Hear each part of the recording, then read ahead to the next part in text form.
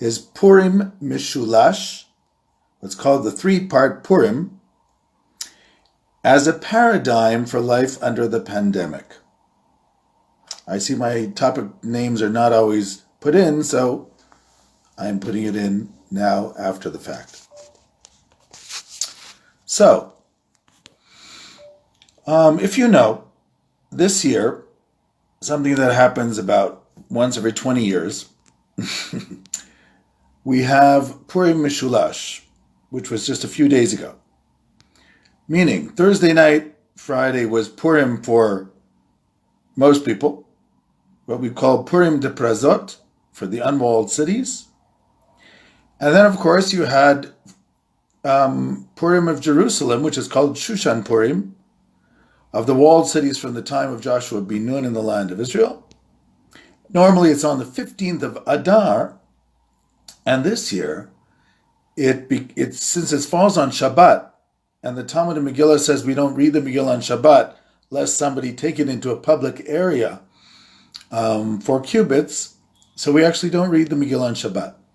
So what developed was the minhag of the 3-day Purim. Now, since Purim is a rabbinic holiday, this is a possibility. The Talmud already in the first Mishnah says that sometimes Purim was done on the 11th, sometimes on the 12th, sometimes on the 13th, meaning when you couldn't find somebody to read the Megillah. So in antiquity already had this idea of sometimes having Purim on different dates.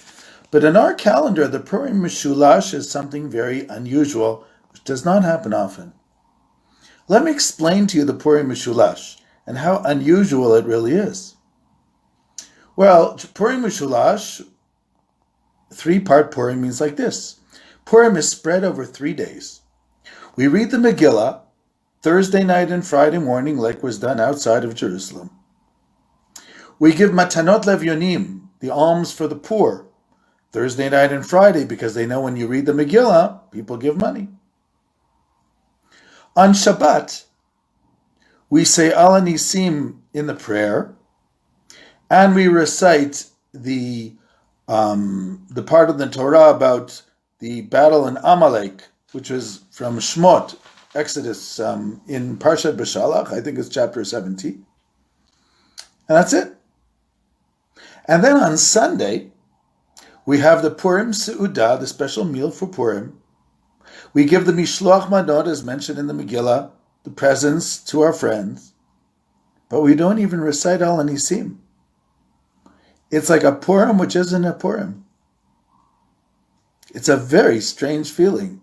You're having your Purim Seudah, family, friends. You're having it with the wine. You're supposed to be joyous, maybe sing some songs.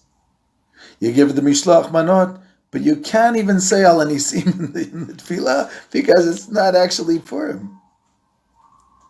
It's a very strange feeling. It's a feeling of doing 3 days of Purim and none of the days actually felt like Purim. I think this is the best paradigm for life under the pandemic, especially religious life under the pandemic. You know, many of us, we go to outdoor minyanim. In my case, here in Jerusalem, we have so many of them. We have here one right under the house, 7 o'clock in the morning, 5:30 mincha, 7 o'clock Maariv, Fridays 8 o'clock, Shabbat 9 o'clock. They got, and if I miss this one, there's the 8 o'clock just down the street. There are a lot of options. But the feeling that I get when I go to these outdoor minyanim is like we're going through the motions. Yes, we can check off the list. We did Shachri, we did Mincha, Maariv. It doesn't feel the same. There's no synagogue. There's no actual feeling of community in the regular way. It's a little bit forced. We have to be very careful. Everybody has to have a mask. Can't sit too close together. There's something very forced about the whole feeling. I feel that a lot of religious life has been this way. We sort of keep Pesach, but can't have too many people over. Doesn't seem that joyous. We can do sort of a Purim. Okay, some people couldn't control themselves. I actually understand that, even though I don't condone it. I don't support it. But I understand the people are having difficulties. So, in a sense, this Purim Meshulash is the best paradigm for religious life under the pandemic. It's sort of like we're going through the motions, but wondering when we're going to come out of the tunnel. You know, the astronauts, when they were supposed to land their spaceship, so they come down, and when they come from outer space, they go through a certain point where they lose connection with mission control. And there's a couple of seconds where nobody knows where they are until they come out of it. That's the feeling of going through this pandemic. You're sort of like on autopilot.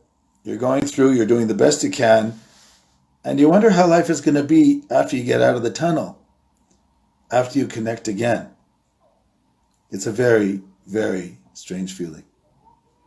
But we remain on autopilot, and as you know, when you hit the rough winds, the best thing is to sail straight and to keep going and not to look back too much. And that's sort of like we're holding now. We're also approaching Pesach. Pesach is coming around and it looks very much like the one of last year. Maybe we're a little less fearful this year because we know more. Many of us are already vaccinated, so that helps the situation. But it doesn't feel like it's over. It feels like we're just getting somewhere. So this paradigm of Purim Meshulash, I think, is a beautiful paradigm. I always wondered about Purim Meshulash and who came up with the idea. But for this year, I totally agree that it made 100% sense to describe the way many of us feel during these times. That's really what I want to say. And I want to wish everybody strength and good health and good sailing through these times because, and maybe I've said it to express it to friends in the past, but it will be over. Even if we have to live besides this, together with it, it will be over. Will life go back to the way it was before? I don't know, but it will be over.